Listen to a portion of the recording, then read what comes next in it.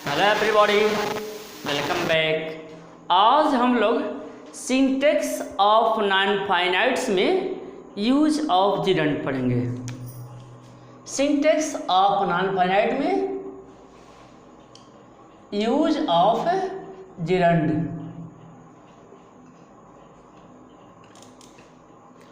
तो सर्वप्रथम हम ये जानेंगे कि जिरंड किसे कहते हैं। जिरंड किसे कहते हैं सर्वप्रथम हम यह जानेंगे। तो जिरंड किसी वर्ब की नॉन फाइनाइट फॉर्म होती है जो वर्ब में आईएनजी लगाने से बनती है। हिंदी में अनुवाद करने पर नानेनी आता है। तो समझ में आ गया होगा।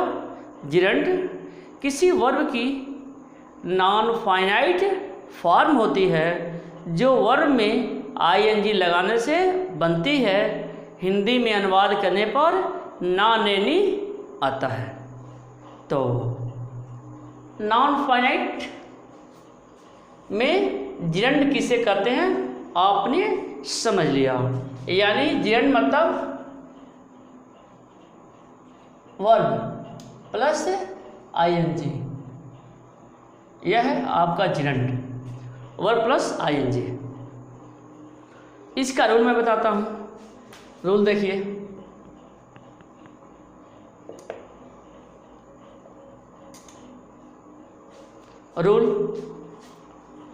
रूल यह है कि जिरंड को किसी नाउन की तरह subject, object, complement, preposition of the object के रूप में प्रयोग करते हैं।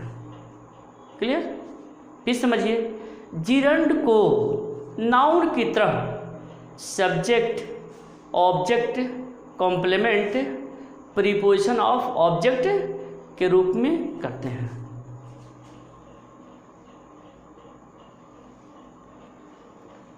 जिरंड का प्रयोग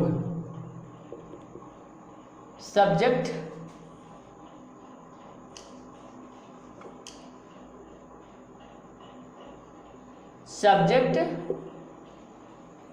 ऑब्जेक्ट, कॉम्प्लीमेंट। देखिए, सब्जेक्ट, ऑब्जेक्ट, कॉम्प्लीमेंट, प्रीपोजिशन के ऑब्जेक्ट के रूप में, या आप ऐसे कहिए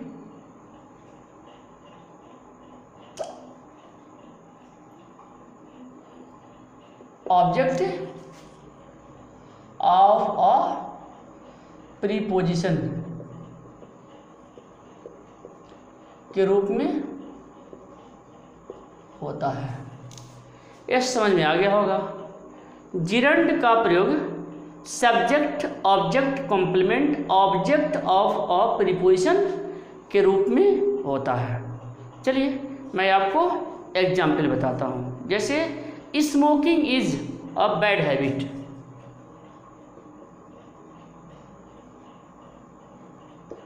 smoking is a bad habit. देखिए बन गया आपका। यह क्या है? सब्जेक्ट का कार्य कर रहा है। Next, children like hearing stories.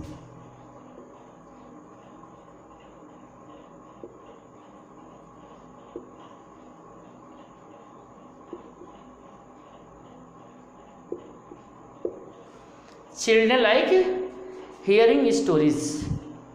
देखिए यहाँ जो है, जो जिरंड है यह ऑब्जेक्ट का कार्य कर रहा है। चलिए नेक्स्ट मैं बताता हूँ। His hobby is collecting stamps.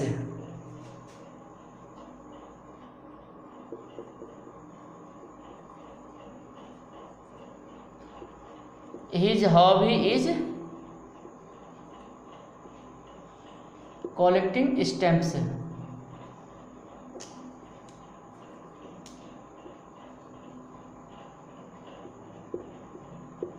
यह आपने देखा, यानी यह क्या है? कॉम्प्लीमेंट ग्रुप में प्रयोग किया गया है। नेक्स्ट देखिए, she was find for stealing the book.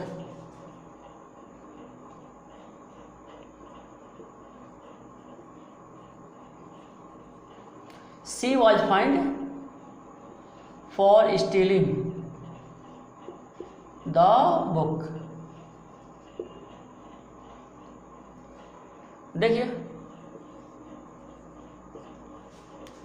तो समझ गया आपने कि जिरंड का प्रयोग सब्जेक्ट, ऑब्जेक्ट, कॉम्प्लीमेंट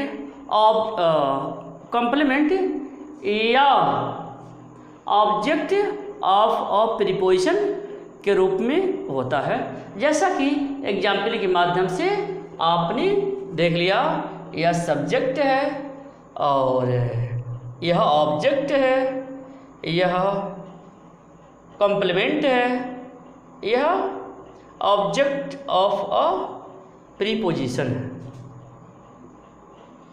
तो इस तरह से जो है आपको समझ में आ गया कि हम जिरंड का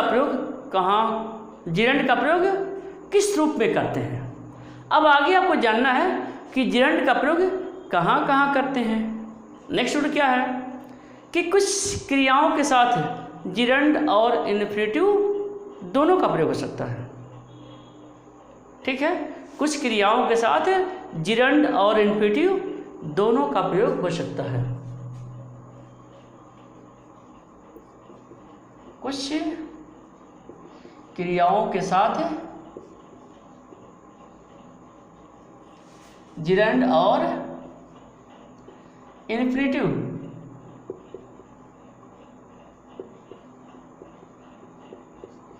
दोनों का प्रयोग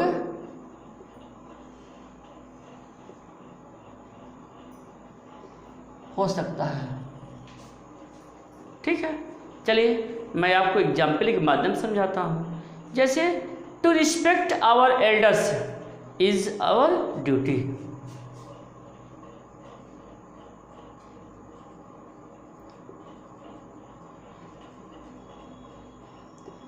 इज आवर ड्यूटी।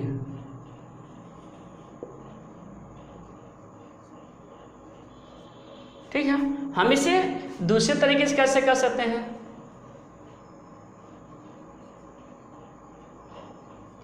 रिस्पेक्टिंग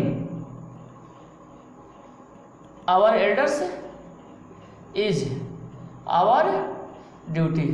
देखिए, आपको समझ में आ गया। यहाँ पर देखिए इन्फिनेटिव है, यहाँ पर जिरंड है और जिरंड नाउन सब्जेक्ट का कार्य करता है। तो देखिए यहाँ पर जो जिरंड है सब्जेक्ट का कार्य कर रहा है। Respecting our elders. चलिए नेक्स्ट मैं बताता हूँ, एक एग्जाम्पल और देता हूँ। जैसे my brother likes to read religious books.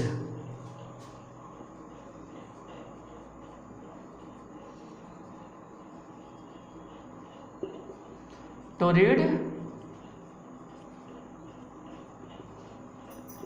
Religious books.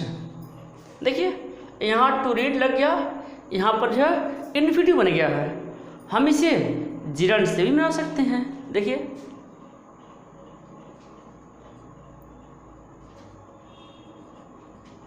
My brother likes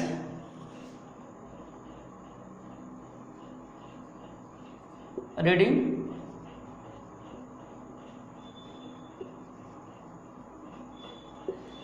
religious book. देखिए माई ब्रदर लाइक्स रीडिंग और रिलीजियस बुक्स।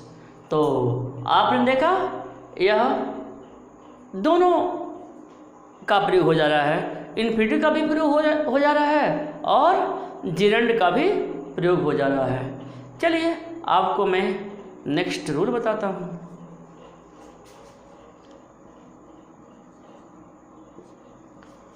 नेक्स्ट रूल यह है कि जिरंड के स्थान पर इन्फिनेटिव का प्रयोग नहीं होना चाहिए। जिरंड के स्थान पर इन्फिनेटिव का प्रयोग नहीं होना चाहिए। ठीक है, तो जैसे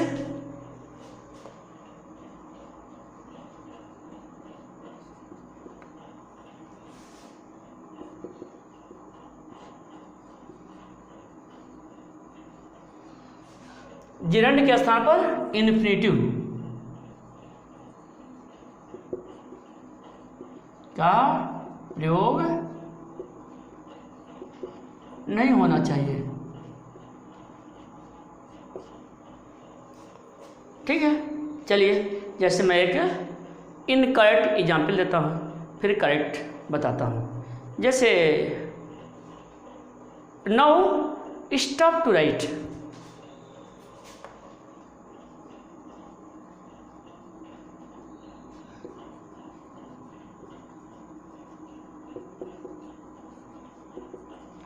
now stop to write incorrect sentence है।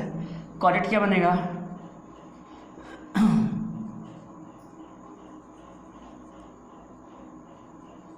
Now stop writing. बस, यानी इससे क्या क्लियर हो रहा है? इससे क्लियर ये हो रहा है कि जो इम्परेटिव के वाक्य होते हैं, इम्परेटिव के वाक्यों में इन्फिनेटिव का नहीं बल्कि हम जिरंड का प्रयोग करेंगे। नाउ स्टॉप टू राइट, यह सही नहीं है, सही है नाउ स्टॉप राइटिंग, लिखना अब बंद कीजिए, लिखना। ठीक है, तो यह आपका यहाँ पर जिरंड प्रयोग हो गया। चलिए अब आपको मैं नेक्स्ट रूल बताता हूँ। नेक्स्ट रूल,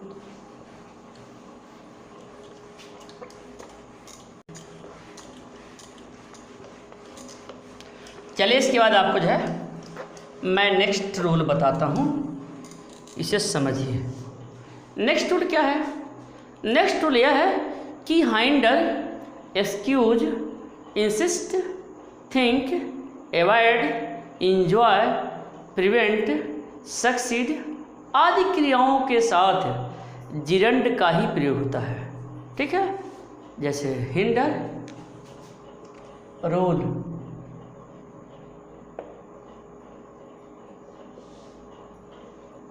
हाइंडर, देखिए hinder, excuse,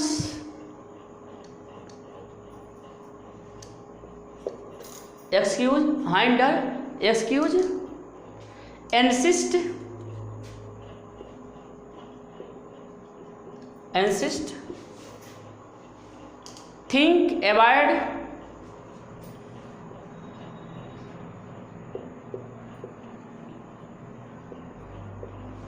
think, avoid, prevent, succeed, prevent, succeed,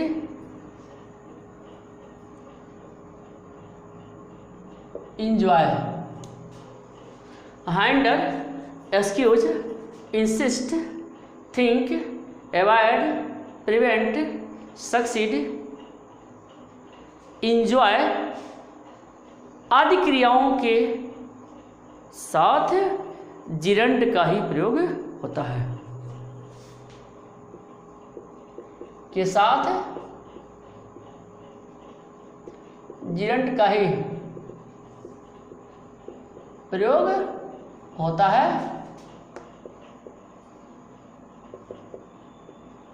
infinitive का नहीं, इनके साथ इन्फिनेटिव का प्रयोग नहीं होता है, सिर्फ और सिर्फ जिरंड का ही प्रयोग होता है। जैसे avoid drinking too much wine,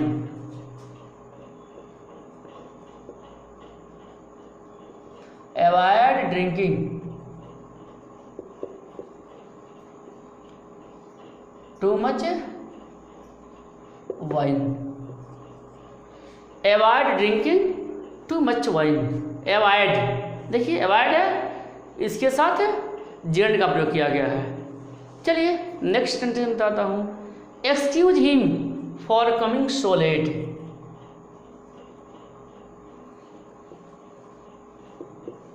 for coming so late.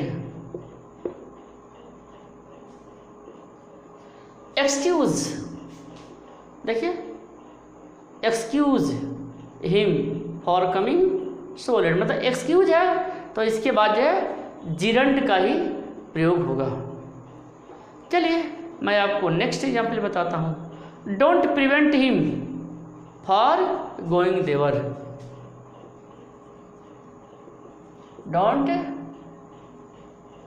Prevent him for going there.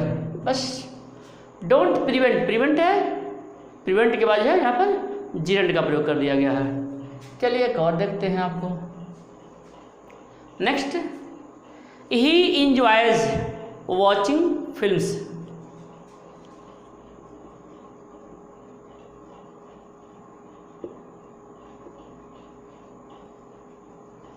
Watching films in free time. बस तो इस तरह से जो है आपने देख लिया कि इन वर्ड्स के बाद हमेशा और हमेशा जिरंड का ही प्रयोग होता है। चलिए नेक्स्ट टूल मैं बताता हूँ आपको।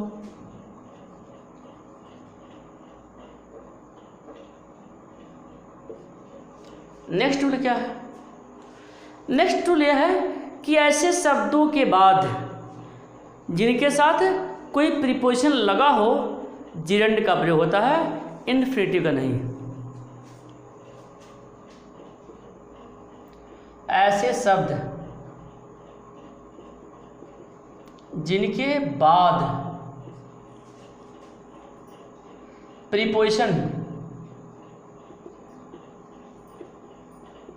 लगा हो के साथ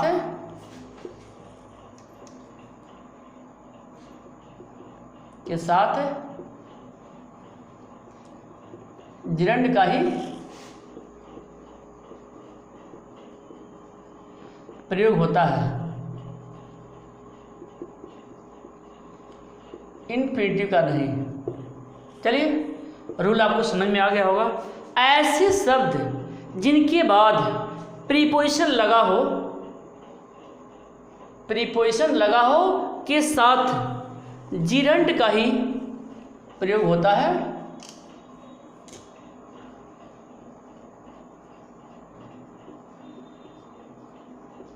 जिरंड का ही प्रयोग होता है, इन्फिनेटिव का नहीं।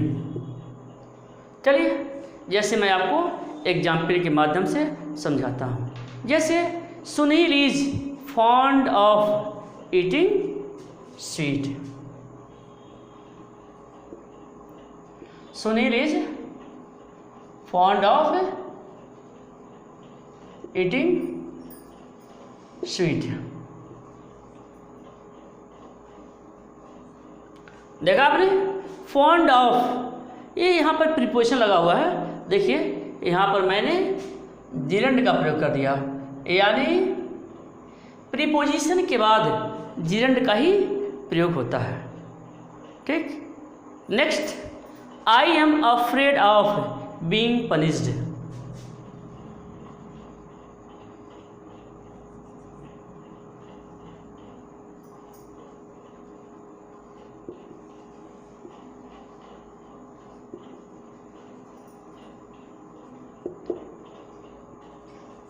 I am afraid of being punished. तो चलिए एक और देख लेते हैं। He went on doing मिसचिफ।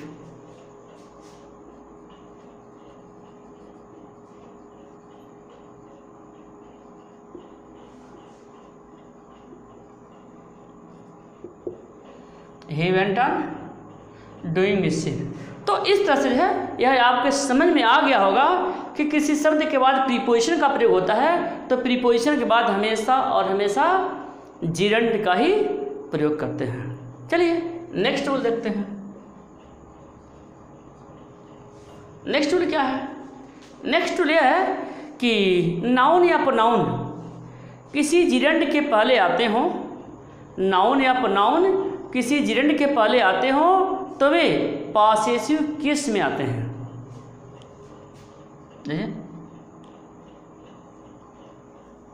क्या है? मैंने बताया कि नाउन या प्रोनाउन किसी जिरंड के पहले आते हैं, नाउन या प्रोनाउन किसी जिरंड के पहले आने पर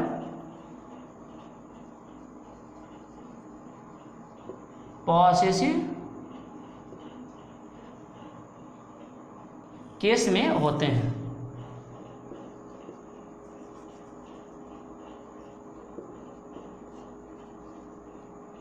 चलिए एग्जाम्पल के माध्यम से मैं समझाता हूँ। समझ में आ गया होगा कि नाउन या प्रोनाउन किसी जिरंड के पहले आने पर, यानी यदि नाउन या प्रोनाउन किसी जिरंड के पहले आते हैं तो ये पॉसेसिव केस में ही होते हैं, पॉसेसिव केस में ही होते हैं, ये ध्यान रखना है आपको। ठीक है, चलिए एग्जाम्पल मैं देता हूँ आपको, एग्जाम्पल के माध्यम से समझिए। I do not like my friend talking so much.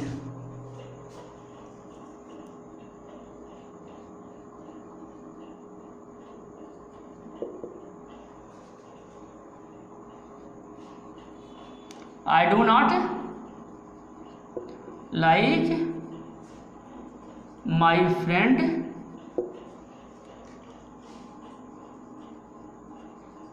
talking so much। देखिए बनाया हमने, I do not like my friend talking so much। देखिए यह टॉकिंग है, यह जिरंड प्रयोग किया गया है और जिरंड के पहले यहाँ पर नाउन लगा हुआ है, फ्रेंड नाउन है, तो जो नाउन है वह पॉसेसिव केस में होगा। ठीक है, तो देखिए ऐसे बनेगा,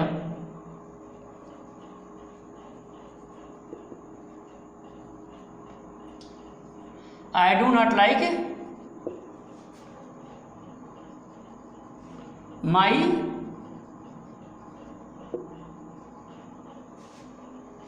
friends talking, do not like my friends talking so much. तो इस तरह से जो है आपने देखा, जैसा कि मैंने बताया है कि नाउन या प्रोनाउन के साथ जिरंड के पहले आने पर, नाउन या प्रोनाउन किसी जिरंड के पहले आने पर पॉसेसिव केस में ही होता है। देखिए यह जिरंड है, इसके पहले पॉसेसिव केस होना चाहिए, इसलिए यह इनकरेक्ट हो गया। करेक्ट आपका यह होगा, I do not like my friends talking so much. ठीक है, चलिए आपको नेक्स्ट एग्जाम्पल और बताता हूँ। नेक्स्ट एग्जाम्पल देख लीजिए।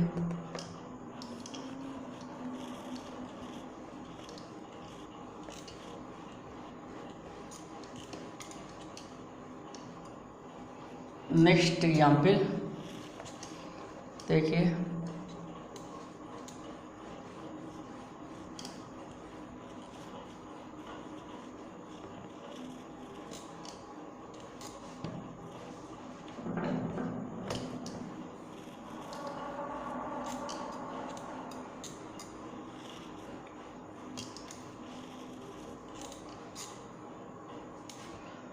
देखिए नेक्स्ट एग्जाम्पल क्या है। नेक्स्ट एग्जाम्पल है, it is no use you saying so.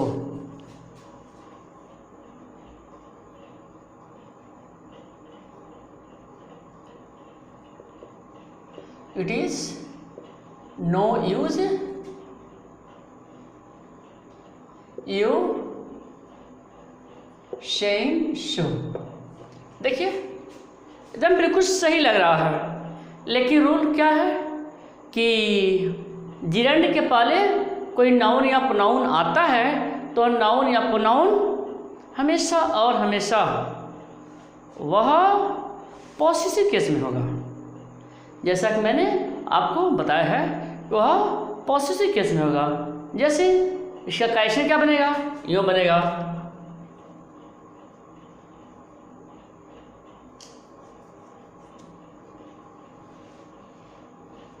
Correct क्या होगा,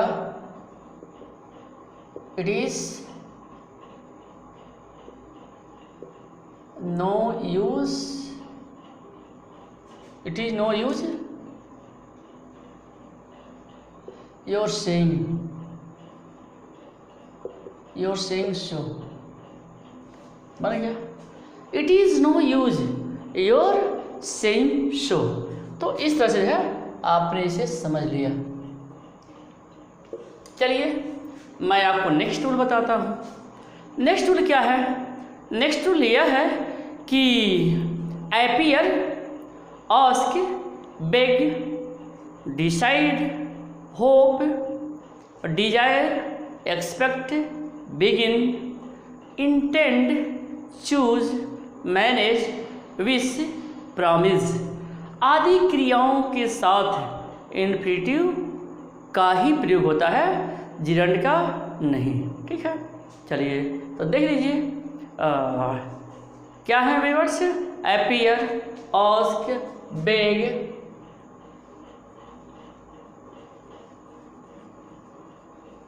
appear, ask, beg, appear, ask, beg, decide, want, hope, decide, want, hope, desire, expect,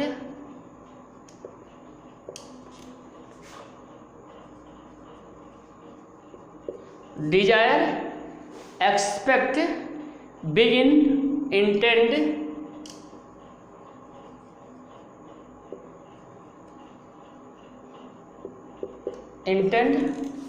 देखिए expect, begin, intend, choose, manage,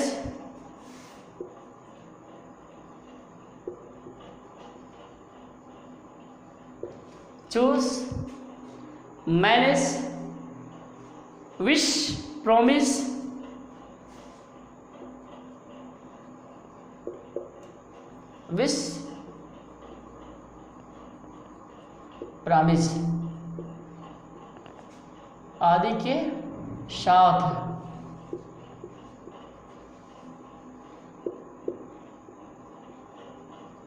infinitive का ही प्रयोग होता है।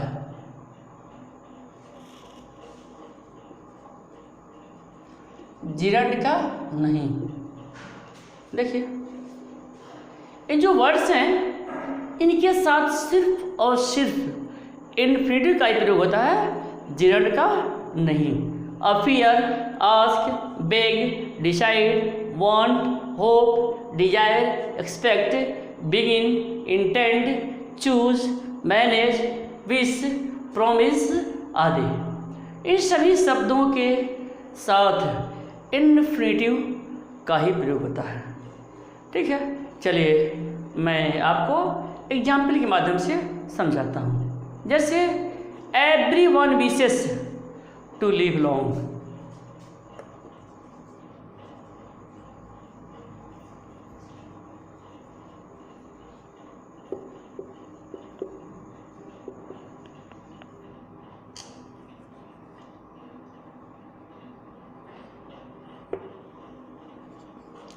एवरीवन विशेस ऐसे दे दिया जाएगा आपको, एवरीवन विशेस लिविंग लॉन्ग, यह गलत हो जाएगा क्योंकि विश के बाद इन्फिनेटिव का ही प्रयोग होता है। Clear? She promised to help मी,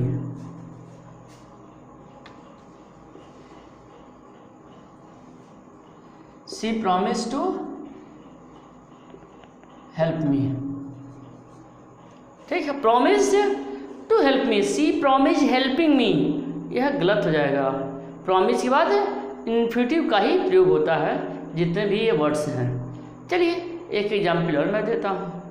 जैसे the teacher wants to teach now,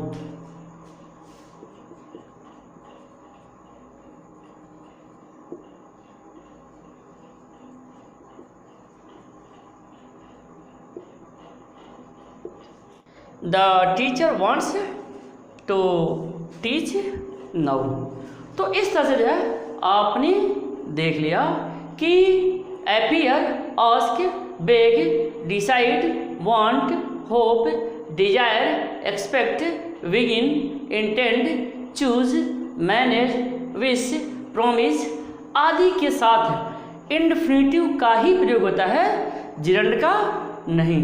जैसा कि आपने देखा इन सभी के साथ इंफिनिटिव का ही प्रयोग किया गया है। चलिए अब मैं आपको बताता हूँ कि पार्टिसिपल और जिरंड में अंतर क्या है। जैसा कि पार्टिसिपल में भी आईएनजी जुड़ता है और जिरंड में भी आईएनजी जुड़ता है, तो दोनों में अंतर क्या है ये समझ लीजिए।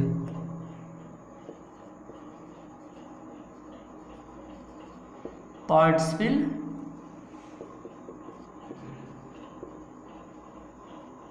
और जिरंड में अंतर।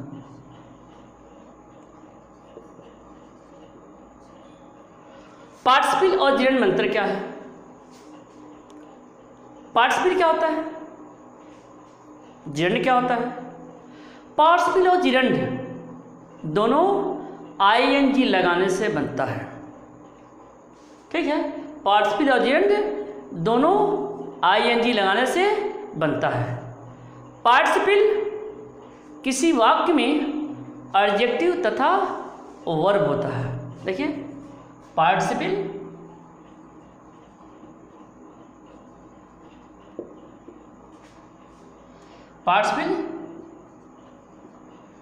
किसी सेंटेंस में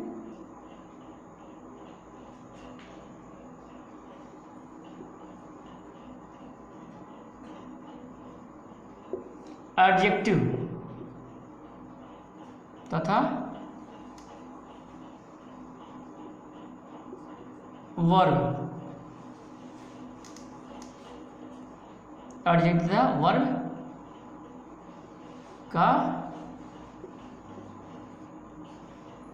कार्य करता है।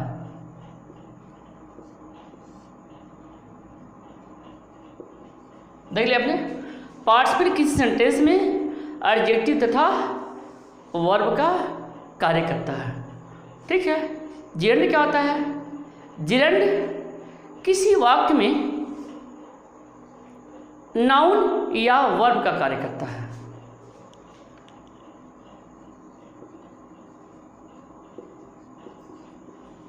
किसी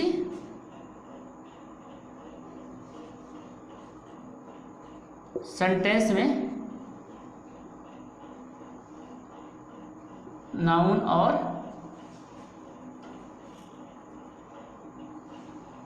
तथा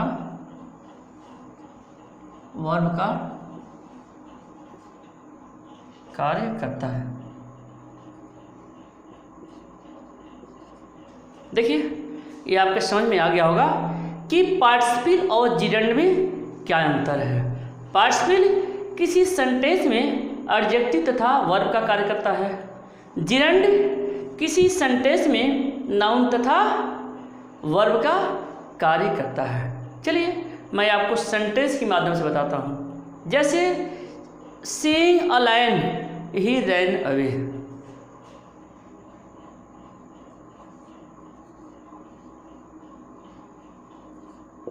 seeing a lion he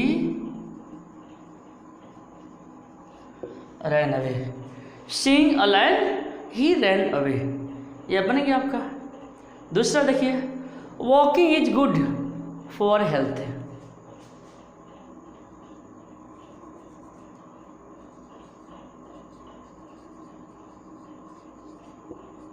walking is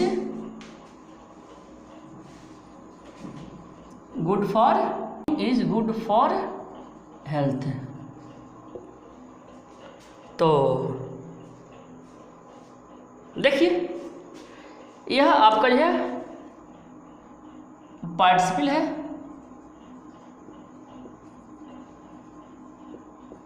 यह आपका जिरंड है।